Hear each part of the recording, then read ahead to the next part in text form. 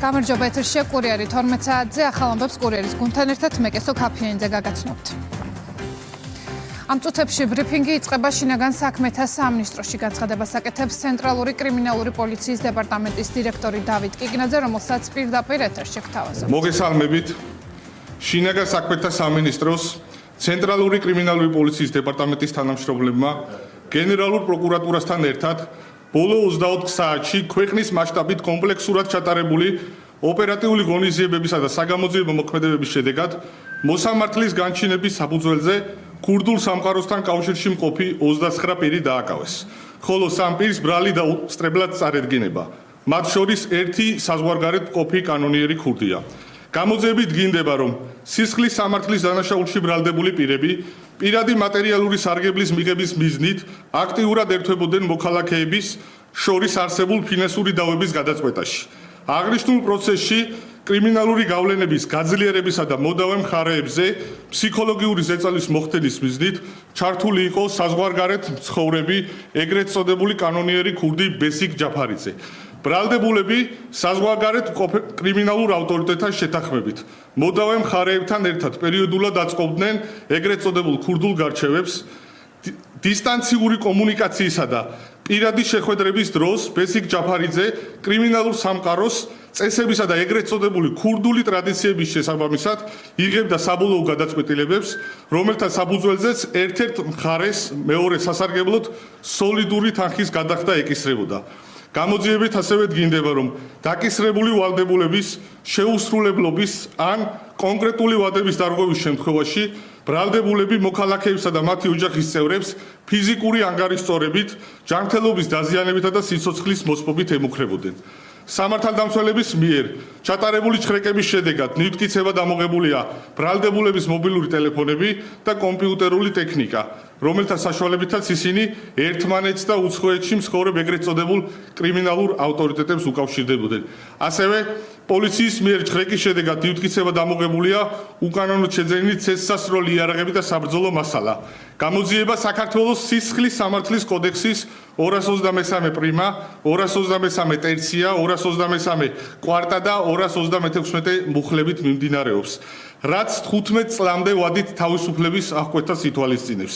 საქართველოს შინაგან საქმეთა სამინისტროსთვის ერთ-ერთ უმთავრეს პრიორიტეტს წარმოადგენს ორგანიზებულ დანაშაულთან, მათ შორის ეგრეთ წოდებულ ქურდულ სამყაროსთან დაკავშირებული დანაშაულებრივი საქმიანობის წინააღმდეგ ბრძოლა და ნებისმიერი პირი, რომელიც რაიმე ფორმით ჩართული იქნება აღნიშნული დანაშაულებრივ სქემაში, კანონის სრული სიმკაცრით იქნება დასჯილი.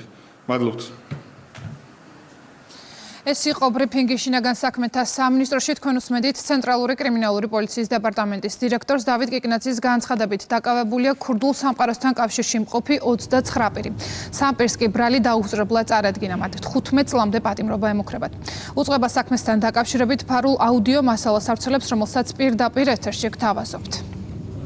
როგორც იყო მოსაქცევი, ისე მოვეკეცი რა.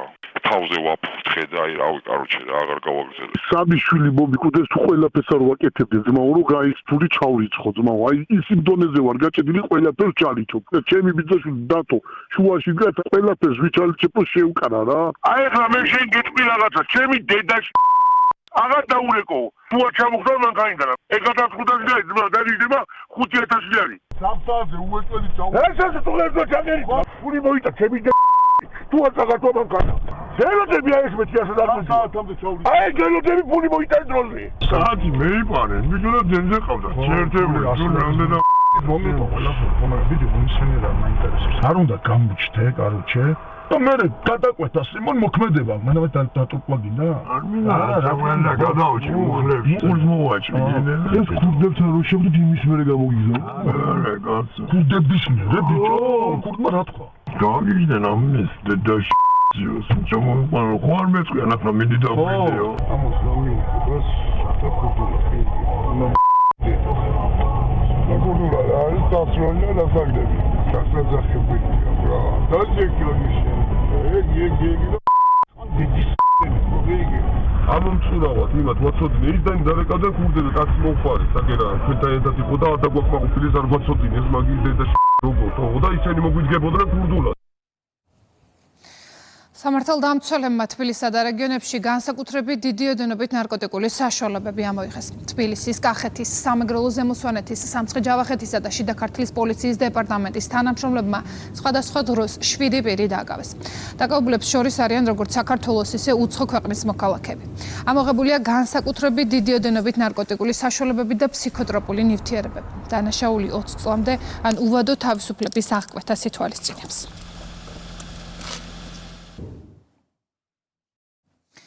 შალვა პაპუაშვილის ვიზიტი ბელგრადში გრძელდება. საქართველოს პირველი კანონმდებელი სერბეთში ევროკავშირის წევრობის კანდიდატი ქვეყნების პარლამენტების თავმჯდომარეთა პირველ კონფერენციაში მონაწილეობს. შეხვედრის მეორე დღეს დელეგატები დეტალურად განიხილავენ ორგანიზაციულ საკითხებს, თუ როგორ უნდა იმუშაოს ახალმა ფორმატმა. იგეგმება დეკლარაციის მიღება, სადაც სხვადასხვა ქვეყნის პარლამენტის პირველი პირები ევროკავშირში გაწევრიანების მიმართულებით საკუთარ ხედვებს დააფიქსირებენ. იმართება ორმხრივი შეხვედრებიც. შალვა პაპუაშვილი სერბეთის პარლამენტის თავმჯდომარე შეხვდა, აღნიშნა ევროკავშირის წევრობის კანდიდატ ქვეყნებს შორის გამოცდილების მეტად გაზიარებისა და ურთიერთმხარდაჭერის საკითხები. პარლამენტის თავმჯდომარის ვიზიტს სერბეთში ჩვენი კორესპონდენტი მირიან გორგოძე აშუქებს და ის შემოგვერდება ახლა პირდაპირ ეთერში ბელგრადიდან. მირიან, გისმენთ. დღეს არის კონფერენციის მეორე დღე. ჩვენ უკვე ვსაუბრობთ იმის შესახებ, რომ სერბეთის დედაქალაქი ბელგრადი მასპინძლობს პირველ სადაფუძნებლო კონფერენციას, რომელშიც მონაწილეობენ ევროკავშირის წევრობის კანდიდატი ქვეყნების პარლამენტის თავმჯდომარეები და ამ კონფერენციის ერთ-ერთი მთავარი მიზანი არის შეიქმნას ერთგვარი მუდმივი მექანიზმი საპარლამენტაშორისო ურთიერთობებისა და კავშირების გაღრმავებისთვის. აქ საუბარია დაახლოებით რეგულარული ტიპის პლატფორმის შექმნაზე, რომელიც პარლამენტის თავმჯდომარეებს მისცეს შესაძლებლობას, რომ გარკვეული პერიოდულობით ისინი შეხვდნენ ერთმანეთს, გაუზიარონ დაგროვებული გამოცდილება, ასევე ერთმანეთს გაუზიარონ ახალი ხედვები და შეჯერდნენ საერთო განცხადებებზე ევროკავშირში ინტეგრაციის კონტექსტში. დღეს სწორედ ასეთი შეხვედრა იმართება. რამდენიმე წუთის წინ პარლამენტის თავმჯდომარეების მონაწილეობით დაიწყო კონფერენციის მეორე დღის სამუშაო დღის წესრიგი და სესია, რომელსაც ევროკავშირის წევრობის კანდიდატი ქვეყნების პარლამენტის თავმჯდომარეები სწორედ ლოგისტიკური საკითხების მოგვარებაზე იმსჯელებენ. ანუ სად და როდის უნდა გაიმართოს შემდეგი კონფერენცია და ასევე პარლამენტის თავმჯდომარეები შეჯერდებიან იმ ერთობლივ განცხადებაზე, რომელიც შეიქმნება ბელგრადის დეკლარაციის კონტექსტში. აქვე მნიშვნელოვანია, რომ კონფერენციის მიმდინარეობისას იმართება მაღალი დონის შეხვედრები. საქართველოს პარლამენტის თავმჯდომარე შალვა პაპუაშვილი შეხვდა სერბეთის ეროვნული ასამბლეის, სერბეთის პარლამენტის თავმჯდომარეს და ბუნებრივია, რომ ამ შეხვედრაზე ერთ-ერთი მთავარი განსახილველი საკითხი იყო საქართველოს სერბეთს შორის არსებული სავაჭრო, ეკონომიკური, პოლიტიკური მიმართულებით კავშირების გაღრმავების აუცილებლობაზე და ორმხრივი ურთიერთობების გაღრმავების მიმართულებით არსებულ სამომავლო პოტენციალზე. ამ მიმართულებით პარლამენტის თავმჯდომარეებმა ახსენეს ის მნიშვნელოვანი ვიზიტები, რომელიც უკვე განხორციელდა როგორც სერბეთიდან საქართველოში, ასევე საქართველოდან სერბეთში და ბუნებრივია ასევე საკანონმდებლო ორგანოს ხელმძღვანელებმა ისაუბრეს სერბეთისა და საქართველოს ევროკავშირში გაწევრიანების მიმართულებით და ისაუბრეს იმ დაბრკოლებებზე, რომლებიც შეიძლება ექნებოდეს ამ შემთხვევაში ევრობიუროკრატიის მხრიდან სერბეთსა და საქართველოს. ამიტომ ამ შეხვედრაზე კიდევ ერთხელ ხაზგასმით აღნიშნა, თუ რამდენად დიდი მნიშვნელობა აქვს მსგავსი ტიპის პლატფორმების არსებობას, სადაც ყველა წევრობის კანდიდატ ქვეყანას ექნება შესაძლებლობა, რომ შექმნას გარკვეულწილად საერთო პრინციპები და შეთანხმდნენ საერთო მექანიზმზე ევროინტეგრაციის მიმართულებით. უნდა შევთანხმდეთ პერიოდულობაზე ჩვენი შეხვედრის, ასევე შეხვედრებს შორის სამუშაო პროცესი როგორ იქნება კომუნიკაცია ჩვენ შორის, რა დამატებითი იდეები, ღონისძიებები, აქტივობები შეიძლება იყოს პარლამენტებს შორის ურთიერთობისა, კომიტეტების დონეზე იქნება თუ სხვა სახის. ასევე ჩვენი იდეები, რომელიც ბრიუსელს მიემართება. და საბოლოო ჯამში ამ საორგანიზაციო საკითხებთან ერთად ასევე შევათანხმებთ ბელგრადის დეკლარაციას, სადაც მთლიანად ამ კონფერენციის იდეა, რომ ევროკავშირის წევრობის კანდიდატი ქვეყნების პარლამენტებს გვაქვს განზრახვა, რომ ერთად ვიმუშაოთ გაწევრიანების გზაზე, დაუდგეთ ერთმანეთს გვერდში, დავეხმაროთ, გავაერთიანოთ ჩვენი ხმა და ერთიანი ხმით ვიყოთ წარმოდგენილი ამ პროცესში და ვიყოთ ამ პროცესის შემქმნელები და მონაწილენი და არა უბრალოდ ამ პროცესის ობიექტები. ბელგრადში კვლავ გრძელდება პირველი სადაფუძნებლო კონფერენცია, რომელშიც მონაწილეობენ ევროკავშირის წევრობის კანდიდატი ქვეყნების პარლამენტის თავმჯდომარეები. უკვე დაწყებულია დღევანდელი სამუშაო დღე, მიმდინარეობს პარლამენტის თავმჯდომარეების მონაწილეობით სამუშაო სესია, ასევე დღის განმავლობაში კიდევ რამდენიმე მნიშვნელოვანი შეხვედრა გაიმართება. დღის ბოლოს კი კონფერენცია დაიხურება და პარლამენტის თავმჯდომარეები მიიღებენ ბელგრადის დეკლარაციას. მადლობა მირიან, ბელგრადიდან გვერდებოდა მირიან გორგოძე. მაკა ბოჭორიშვილი კი მონაწილეობს შეხვედრაში სახელწოდებით მოკავშირეები ანკარაში, რომელიც თურქეთის დედაქალაქში ნატოს უმაღლესი დონის სამიტის პარალელურად ტარდება. საქართველოს პირველი დიპლომატი ანკარაში მიმდინარე ღონისძიებას სხვა მაღალი რანგის პოლიტიკოსებთან და დიპლომატებთან ერთად ესწრება. საქართველოს საგარეო საქმეთა მინისტრმა პანელურ დისკუსიაზე სიტყვით გამოსვრის დროს საქართველოს წარმატების საფუძვლად მშვიდობა, სტაბილურობა, ეკონომიკური მდგრადობა და თანმიმდევრული ეკონომიკური რეფორმები დაასახელა. საქართველო არის ქვეყანა, რომელსაც თავად აქვს უსაფრთხოების გამოწვეული, რომელიც ამასთანავე ძალიან მნიშვნელოვანი კონტრიბუტორია რეგიონში უსაფრთხოების განვითარების თვალსაზრისით და როდესაც ჩვენ რეგიონზე ვსაუბრობთ, რა თქმა უნდა, დაკავშირებადობის კონტექსტში მნიშვნელოვანია საქართველოს როლის წარმოჩენა, ვინაიდან აქაც უსაფრთხოება და სტაბილურობა არის ძალიან მნიშვნელოვანი რეგიონული პოტენციალის გამოყენებისთვის. შესაბამისად, ნატოს სამიტის პარალელურად ეს დისკუსიები არის მნიშვნელოვანი და კარგი პლატფორმა და შესაძლებლობა საქართველოსთვის. ბაქოში საქართველოს, აზერბაიჯანის, რუმინეთისა და უნგრეთის მთავრობების მაღალი რანგის წარმომადგენლების მონაწილეობით მწვანე ენერგეტიკული დერეფნის რიგით მე-12 მინისტერიალი მიმდინარეობს. ღონისძიებაში საქართველოს ეკონომიკის მინისტრი მარიამ ქრივიშვილი მონაწილეობს. მინისტერიალის მონაწილეები მწვანე ენერგეტიკული დერეფნის პროექტის ტექნიკურ-ეკონომიკური დასაბუთების კვლევას განიხილავენ, ასევე შეიმუშავებენ პროექტის სამომავლო ნაბიჯების დეტალურ სამოქმედო გეგმას. პროექტის სამხრეთ კავკასიასა და ევროპას შორის მწვანე ენერგიის ახალი მარშრუტის შექმნას ითვალისწინებს. მწვანე ენერგიის დერეფანი წარმოადგენს სტრატეგიულ ინიციატივას, რომელიც გააგრძელებს რეგიონულ ენერგეტიკულ კავშირებს, ხელს შეუწყობს განახლებადი ენერგიის რესურსების ინტეგრაციას და წვლილს შეიტანს რეგიონის საერთო მიზნის მიღწევაში, რომელიც სუფთა ენერგიაზე გადასვლას ითვალისწინებს.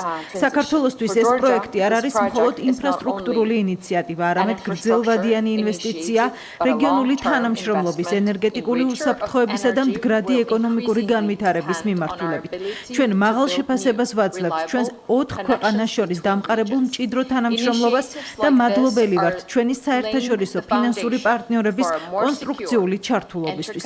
საქართველოს ამბიციაა წვლილი შეიტანოს ამ ინიციატივაში არა მხოლოდ თავისი სტრატეგიული გეოგრაფიული მდებარეობით, არამედ საკუთარი განახლებადი ენერგიის რესურსების მზარდი განვითარებით. EUTUS ხდომაზე დღეს ჰააგის დეკლარაციას მიიღებენ, რომელსაც ქართული დელეგაცია მხარს არ დაუჭერს. მმართველი გუნდის წევრები უსამართლო ჩანაწერზე და ჯო უილსონის მიკერძებულ დამოკიდებულებაზე საუბრობენ. აცხადებენ, რომ რეზოლუცია შეიცავს არაერთ სიცრუეს, უზუსტობას და ერთ-ერთში იმეორებს ოპოზიციის ნარატივს. ჰააგაში ჩასული საქართველოს საპარლამენტო დელეგაცია აცხადებს, რომ EUTUS დეზინფორმაციის გავრცელებისთვის იყენებენ. ქონდა საუბარი შერჩევით მიდგომაზე საქართველოსთან დაკავშირებით. საქართველოს ხსენება ხდება იმ კონტექსტში, რომელიც არ ასახავს რეალობას და არ ასახავს ფაქტებს. მოსკოვის მექანიზმის ჩანაწერები იყო ბრმად გადმოწერილი. რა თქმა უნდა, ჩვენ ეს გავაპროტესტეთ. ჩვენ ამის შესახებ საკმაოდ ღიად და მოურიდებლად ვისაუბრეთ, რომ ეს არის პირდაპირ манипуляციები. ძალიან კაცი შეფასებები გააკეთა ჩვენმა დელეგაციამ იმ რეზოლუციასთან მიმართებით, რომელიც ჯო უილსონის მიერ იქნა დაინიცირებული და შეიცავდა ფაქტობრივ სიცრუეს და უზუსტობას საქართველოსთან მიმართებით და პრაქტიკულად ერთ-ერთში იმეორებდა იმ ნარატივს, რასაც ქართველი რადიკალები დღინიადაკ აჟღერებენ. ეს ჩვენ მკაცრად დავდგმეთ და ყველაზე სახიფათო, რაც იკვეთება ყველაფრისგან, არის ის, რომ ეუთო საპარლამენტო ასამბლეის გამოყენება და ინსტრუმენტალიზაციის აქტიური პროცესი მიმდინარეობს დეзинფორმაციული კამპანიის საწარმოებლად წევრი სახელმწიფოს წინააღმდეგ და მათ შორის პრაქტიკულად მიუღყოფილია ის შედეგები, რაც სადამკვირვებლო მისია საქართველოში ყოფნის დროს გააკეთა ჩვენებთან მიღწევებით. ეუთო საპარლამენტო ასამბლეა მიიღებს რეზოლუციას საქართველოს შესახებ, რომელიც თავიდან ბოლომდე გაჟღენთილია ყალბი ინფორმაციით და ემყარება იმ ყალბ აღქმებს, რომელიც საქართველოს შესახებ ბოლო 4 წელიწადზე მეტია ვრცელდება. ეს თავისთავად მოწმობს იმას, რომ კვლავ გრძელდება და აქტიურად გრძელდება საქართველოს საერთაშორისო ზეწოლა იმისათვის, რომ ქვეყანაში მოხდეს დესტაბილიზაცია, არეულობა და ძალისმიერი მეთოდებით შეიცვალოს ხელისუფლება და ეს ყველაფერი სჭირდებათ იმისათვის, რომ ქვეყანა ჩართონ იმ ომში, რომლის ინტერესები შედის გარკვეული გლობალური ძალების ინტერესებში. თინა ბოლკუჩავასა და ნაციონალური მოძრაობის პოლიტსაბჭოს წევრებს დღეს უფლებამოსილების ვადა ეწურებათ. პარტიაში ამბობენ, რომ ყრილობა სადაც შიდა არჩევნები უნდა შედგეს, ერთი თვის ვადაში ჩატარდება. ვინ იქნება ნაცმოძრაობის თავმჯდომარეობის კანდიდატი? სააკაშვილის პარტიაში თვლიან, რომ ეს შიდა კონსულტაციების შედეგად გადაწყდება. ამ ფონზე კი ნაციონალებში დაპირისპირება კვლავ მწვავეა. მოძრაობის შიგნით აზრთა სხვადასხვაობაა როგორც თავმჯდომარის კანდიდატურასთან, ისე მისი არჩევის წესთან დაკავშირებით.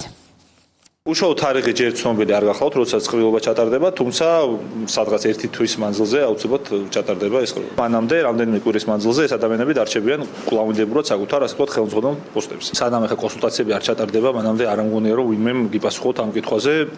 და სანამ თვითონის კანდიდატები არ დააყენებენ საკუთარ კანდიდატურას, ერთ-ერთი მოტივაციის მიმცემი მათთვის შეიძლება იყოს მათი თანაგუნდელების რჩევაც, რეკომენდაციაც. მიუხედავად იმისა, ვინ იქნება თავმჯდომარე, ყოველთვის ნაციონალური მოძრაობა დარჩება ნაცების პარტიად, მათ განაყარებთან ერთად. ახლა უბრალოდ ჩვენ ვხედავთ სხვადასხვა ამ ქვეყნის მოღალატეობრივ დოკუმენტებზე თუ მოღალატეობრივ ნაბიჯებზე ხელმომწერი პირების თავიანთ პატრონებთან თავის მოწონების მცდელობებს და გარე პატრონების გულისხმობა ამ შემთხვევაში რა თქმა უნდა. შესაბამისად, საერთოდ არ არის საინტერესო ამ სერიალის გაგრძელებები. საქართველოს სახელმწიფო უსაფრთხოების სამსახურის ოპერატიულ-ტექნიკური სააგენტოს სასაზღვრო უსაფრთხოების გაუმჯობესების მიზნით სახელმწიფო საზღვრის სხვადასხვა მონაკვეთზე მაღალსიჩქარიანი ოპტიკურ-ბოჭკოვანი ქსელის ინფრასტრუქტურას აწყობს. საქართველოს სახელმწიფო საზღვრის 35 სექტორზე შესაბამისი ქსელის განვითარების მიზნით ამერიკის შეერთებული შტატების თავდაცვის საფრთხის შემცირების სააგენტომ საქართველოს ოპერატიულ-ტექნიკურ სააგენტოს რამდენიმე ათეული როუტერი გადასცა. სახელმწიფო საზღვრის რამდენიმე მონაკვეთზე უკვე მოეწყო ოპტიკურ-ბოჭკოვანი ქსელის ინფრასტრუქტურა.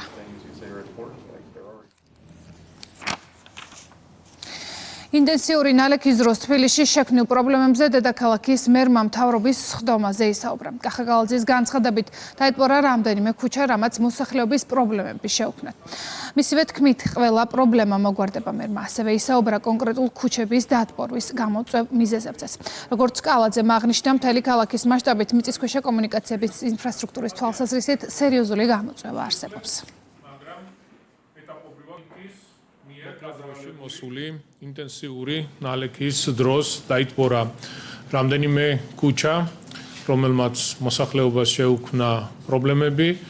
გარდა ამისა, ჩვენ გვაქვს ინფორმაცია კონკრეტულ უბნებში თუ რა პრობლემები შექმნა აღნიშნულმა ამინდმა. ესე იგი, არ დარჩენილა არც ერთი ადგილი, სადაც ჩვენი მუნიციპალიტეტის შესაბამისი სამსახურები ან თუნდაც გამგეობის თანამშრომლები არ მისულიყვნენ, არ ქონოდა კომუნიკაცია მოსახლეობასთან და რა ვიცი, ყველგან სადაც იყო აუცილებლობა, ყველგან ვიყავით მისულები და კიდევ ერთხელ მინდა მოსახლეობას უთხრა, რომ ყველა ის პრობლემა იქნება მოგვარებული. აღნიშნულმა ამინდებმა გარკვეული პრობლემები შექმნეს ინფრასტრუქტურის მიმართულებით, ყველაფერი იქნება მოწესრიგებული და ყველა პრობლემა იქნება აღმოფხვრილი. თვითონ რაც შეეხება მიზეზს თუ რატო ხდება კონკრეტული ქუჩების დატბორვა, არის ორი პრობლემა. ერთი, როდესაც ხდება სანიაღვრეების ამოვსება, ჩამოგლეჯილი ხის ტოტებით, ფოთლებით, ასევე ნარჩენების ეს რა თქმა უნდა პრობლემას წარმოადგენს და ზოგადად სანიაღვრე ქსელების არ არსებობა ან მოძველება. შესაბამისად, იმიტომ არის 2017 წლიდან მოყოლებული ჩვენ, როდესაც ვიწყებთ სარეაბილიტაციო სამუშაოებს აბსოლუტურად. ეს იქნება ის ქუჩები, გამზირები, სადაც რეაბილიტაციას ვახორციელებთ. პირველი, რასაც ვაკეთებთ, ეს არის მიწისქვეშა კომუნიკაციების მოწესრიგება. ხვალიდან პირველი რესპუბლიკის მოედანზე გულშემატკივრებს მსოფლიო ჩემპიონატის მატჩების ნახვა შეეძლებათ. თბილისის მერია ტელეკომპანია რუსთავი ორთან თანამშრომლობით დიდ ეკრანზე მატჩების საჯარო ჩვენებას 9 ივლისის 19 საათიდან 19 ივლისის ჩართვით გამართავს. დაგეგმილია ფანზონების მოწყობაც. კახაკალაძის განცხადებით სხვადასხვა აქტივობა სტარტს თამაშის დაწყებამდე 4 საათით ადრე აიღებს. თბილისის მერიის ორგანიზებით და თანამშრომლობით ტელეკომპანია რუსთავი ორთან აღნიშნულ ტერიტორიაზე მატჩი თამაშების საჯარო ჩვენება 9 ივლისიდან 19 ივლისის ჩათვლით გაიმართება. ძალიან კარგი ინიციატივა, მე მინდა მადლობა გადაუხადო ტელეკომპანია რუსთავი ორს თანამშრომლობისთვის. ესე იგი, პროექტის ფარგლებში ჩვენ დაგეგმილი გვაქვს ასევე ფანზონის მოწყობა რესპუბლიკის მოედანზე 9 ივლისს საღამოს 9 საათიდან ტერიტორიაზე მისულ გულშემატკივრებს. მატჩების ჩვენებამდე სხვადასხვა აქტივობა დახვდებათ, რომელიც დანარჩენ დღეებში სტარტს თამაშის დაწყებამდე 4 საათით ადრე აიღებს. გარდა ამისა, ფეხბურთის ფედერაციის ჩართულობით 10 დღის განმავლობაში ქართული ფეხბურთის ლეგენდები ესტუმრებიან პირველი რესპუბლიკის მოედანს, სადაც გაიმართება ღია საუბრები მიმდინარე მსოფლიო ჩემპიონატის და ფეხბურთის შესახებ. ყველას გეპატიჟებით, მეგობრებო, 9-დან 19 ივლისს რესპუბლიკის მოედანზე გაიმართება ღია ჩვენებები ფეხბურთის. ვიცი რომ ფეხბურთი ძალიან დიდი გულშემატკივარი, ბევრი გულშემატკივარი ყავს საქართველოში, ასევე მსოფლიოში და ქართული გულშემატკივრისთვის არის მიღებული აღნიშნული გადაწყვეტილება. ახლა კი უცხოეთის ამბები. ანკარაში ნატოს სამიტის ძირითადი სხდომები დღეს გაიმართება. ალიანსის ლიდერები უკრაინის მხარდაჭერასა და ევროპის თავდაცვის უნარიანობის გაძლიერებაზე ემსჯელებენ. გუშინ თურქეთის პრეზიდენტმა მოკავშირე ქვეყნების პარტნიორი სახელმწიფოებისა და ევროკავშირის ლიდერებს საპრეზიდენტო სასახლეში ოფიციალურ ვახშამზე უმასპინძლა. ანკარაში ჩასვლისთანავე ნატო კვლავ წავედ გააკრიტიკა დონალდ ტრამპმა. ამერიკის პრეზიდენტმა აღნიშნა, რომ ალიანსი იმედ გაცრუებულია და ამის მიზეზად ევროპელი მოკავშირეების მხრიდან ირანის წინააღმდეგ ომში ვაშინგტონის არასაკმარისი მხარდაჭერა დაასახელა. I was very disappointed with NATO. ნატოთი ძალიან იმედგაცრუებული ვიყავი. გულწრფელად რომ თქვათ, ეს სამიტი თურქეთში რომ არ გამართულიყო, შესაძლოა საერთოდ არც დავსწრებოდი. ჩვენ სამართლიანად არ მოგვექცნენ. ირანთან დაკავშირებით გარკვეული ნაბიჯები გადავდგით. არავის დახმარება არ გჭირდებოდა, არც კი მithოვია, თუმცა სანამ საერთოდ რამეს ვიკითხავდი, მათ უკვე განაცხადეს, რომ ხარში არ დაგვიდგებოდნენ. ჩვენ ნატოში ტრილიონობით დოლარი გვაქვს დაბანდებული. რატომ? ევროპული ქვეყნებისა და სხვების, მათ შორის კანადის დასაცავად. ზოგადად იმისთვის, რომ დაგვეცვა ხალხი და სახელმწიფოები. ადრე საბჭოთა კავშირისგან, ახლა კი რუსეთისგან. რატომ ხარჯავთ ასობით მილიარდ დოლარს, როცა მოკავშირეები ჩვენთვის აქ არ იყვნენ? ჩვენ ხომ ყოველთვის მათ გვერდით ვიყავით. ამერიკის შეერთებულმა შტატებმა ირანის წინააღმდეგ იერიშები განახორციელა. დარტყმის სამიზნე 80-ზე მეტი ობიექტი გახდა. შტატების ცენტრალური სარდლობის განცხადებაში აღნიშნული, რომ ოპერაცია ირანის მიერ ჰორმუზის სრუტეში კომერციულ გემებზე თავდასხმებზე პასუხია. ირანის სახელმწიფო მედიის ცნობით, აფეთქებებია რამდენიმე საპორტო ქალაქში, მათ შორის ბანდარ აბასსა, სირიქში და ასევე ქემშის კუნძულზე. ამასთან ერთად ამერიკის ხაზინის დეპარტამენტმა გაუქმა მანამდე გაცემული ლიცენზია, რომელიც ირანული ნავთობის გაყიდვების ნებართვას იძლეოდა. ინფორმაციას ბლუმბერგი ავრცელებს. ამ ფონზე ბრენტის მარკის ნავთობის ფასი ბარელზე $75-მდე გაიზარდა.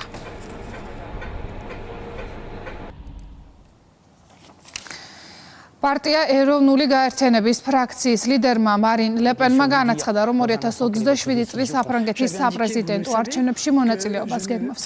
მისი თქმით, საარჩევნო კამპანიას არ ჩაატარებს ელექტრონული სამაჯურით, რომლის ტარებაც მას გუშინ სააპელაციო სასამართლომ დააკისრა. ამის თავიდან ასაცილებლად ლეპენი საკასაციო საჩივრის შეტანას გეგმავს, რაც ავტომატურად შეაჩერებს სასამართლოს გადაწყვეტილების აღწევას.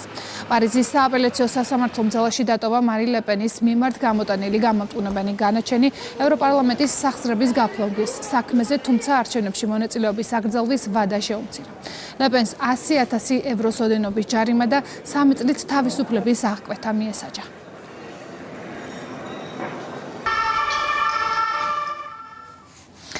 პარტია აყვავებული სომხეთის თავმჯდომარეს გაგիկ წარუკიანს ორთვიანი წინასწარი პატიმრობა შეეფარდა. ინფორმაციას სააგენტო არმენ პრესის სომხეთის საგამოძიებო კომიტეტზე დაყრდნობით ავრცელებს. ოფიციალური ინფორმაციით მას ბრალად თაღლითობა და ფულის გათეთრება ედება.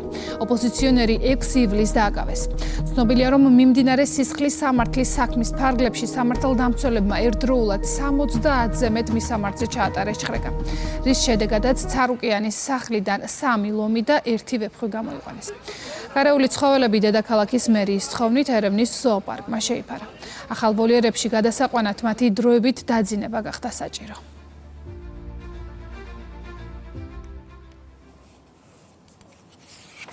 ახლა კი ისევ საქართველოს ეროვნული ბანკი კაპიტალის ბაზრის მონაწილეებს შეხვდა. ისაუბრეს ინდექსების გამოყენებაზე, სახელმწიფო ფასიან ქაღალდებზე დაფუძნებულ საინვესტიციო და ბირჟაზე ვაჭრობადი ფონდების შექმნის პოტენციალსა და ამ კუთხით არსებულ პერსპექტივებზე. როგორც ეროვნულ ბანკში აღნიშნავენ, მოლოდინია, რომ ქართულ ბაზარზე ინდექსირებული საინვესტიციო ფონდები უახლოეს პერიოდში გამოჩნდება. ეს ინდექსები საშუალებას იძლევიან, რომ ინვესტიციები და ინვესტიციებთან დაკავშირებული პროდუქტები უფრო გამჭვირვალე იყოს, უფრო ადვილად მოხდეს მათი რისკისა და შემოსავლიანობის ანალიზი და ჩვენ დიდი იმედი გვაქვს, რომ ესეთი დღევანდელი შეკრების შედეგად დაიძრება უკვე კონკრეტული ნაბიჯები ამ მიმართულებით და მალე დავინახავთ ისეთ საინტერესო საინვესტიციო პროდუქტებს, როგორიც არის ინდექსირებული საინვესტიციო ფონდები და თითოეულ ქართველს საშუალება ექნება, რომ მოახდინოს ინვესტირება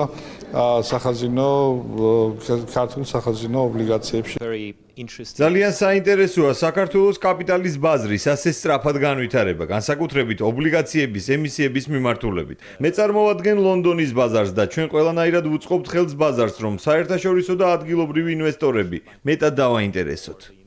მსგავსი შინაარსის ღონისძიებები ძალიან მნიშვნელოვანია საქართველოს ეკონომიკის წარმატებისთვის. საერთაშორისო ინვესტორები ძალიან აფასებენ საქართველოს კაპიტალის ბაზრის პერსპექტივებს და საინვესტიციო შესაძლებლობებს. საქართველოს ბაზარი საერთაშორისო ინვესტირებისთვის ერთ-ერთი მთავარი მიმზიდველი ქვეყანაა. საქართველოს განათლების მინისტრის პირველი მოადგილე ყვარელში იუსტიციის სასწავლო ცენტრში მასწავლებელთა რობოტიკის ბანაკს ეწვია და მონაწილეებს შეხვდა. ლევან ღირსიაშვილმა STEM განათლების განვითარების მხარდაჭერასა და ამ მიმართულებით მასწავლებელთა რობოტიკის ბანაკის ჩატარების მნიშვნელობაზე ისაუბრა. ბანაკში მონაწილეობის მისაღებად საქართველოს სხვადასხვა რეგიონის 407 საჯარო სკოლიდან 500-ზე მეტი მასწავლებელი დარეგისტრირდა.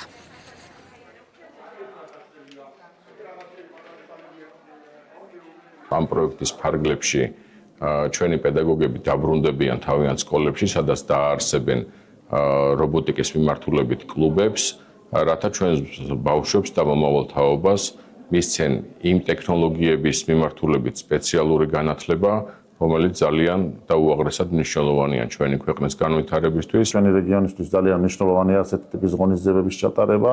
დღეს საქართველოს სხვადასხვა კუთხიდან ესწრებოდნენ მასწავლებლები თანამედროვე ტექნოლოგიების სწავლებას, მათ შორის იყვნენ ჩვენი კახელი პედაგოგები, რომლებიც თავის მხრივ შეძენილი უნარით თავის სკოლებში დანერგავენ ინოვაციური სწავლის მიდგომებს. აღნიშნული ბანაკი გვაძლევს საშუალებას განვივითაროთ ჩვენი ცოდნა, განვიზიაროთ ერთმანეთს პრაქტიკული გამოცდილება და შემდგომ დავნერგოთ უკვე ჩვენ სკოლებში კლუბური მუშაობა, რომელიც განუვითარებთ მოსწავლეებს პრაქტიკულ უნარებს პროგრამირებაში, რობოტიკის კუთხით. საქართველოს სპორტის სამინისტრომ 2026 წლის ევროპისა და აფრიკის ღია ჩემპიონატისთვის წყალსათხილამურო სპორტის ეროვნულ ფედერაციას საერთაშორისო სტანდარტის 2 ახალი გადარღა გადასცა. 24 და 26 ივლისს ოქროს ტბაზე არსებულ წყალსათხილამურო სპორტულ ბაზაზე წყალსათხილამურო სპორტში 2026 წლის ევროპისა და აფრიკის ღია ჩემპიონატი გაიმართება. ოქროს ტბაზე გადარღების პირველ საცდელ გაცურვას სპორტის მინისტრი შალვა გოგოლაძე დაესწრო.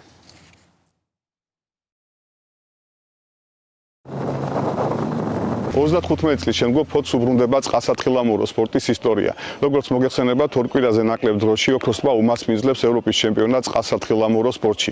დღეს შესაძლებლობა მქონდა ფედერაციისთვის გადამეცა ორი ულტრათანამედროვე კატარღა, რომელიც უმნიშვნელოვანესია მაღალი სტანდარტებით ევროპის ჩემპიონატის ჩატარებისათვის. ბაზაზე მიდის მზადება, მემზადებით სპორტსმენების გუნდებთან ერთად სპორტის სამინისტრომ გადმოგვცა ორი ახალი კატარღა, რომელიც ვარჯიშის ხელს შეგვიწყობს და ასევე ამ ჩემპიონატებზეც დაგვეხმარება კარგად ჩავატაროთ და სრულყოფილად. ეს შენაძენი ძალიან მნიშვნელოვანია როგორც წყალსათხილამურო სპორტის განვითარებისთვის, ასევე რა თქმა უნდა 24-26 ივლისს ევროპისა და აფრიკის ჩემპიონატის მაღალ დონეზე ჩატარებისთვის ჩვენთვის ზოგადად პრიორიტეტულია წყლის სპორტის სახეობები და ამ მიმართულებით ძალიან ბევრი ნაბიჯი იდგმება სამინისტროს მხრიდან და დარწმუნებული ვარ, რომ ეს უახლესი ტექნიკა, რომელთაც ჩვენი სპორტსმენები ისარგებლებენ, ძალიან ბევრ წარმატებას მოუტანს მომავალში.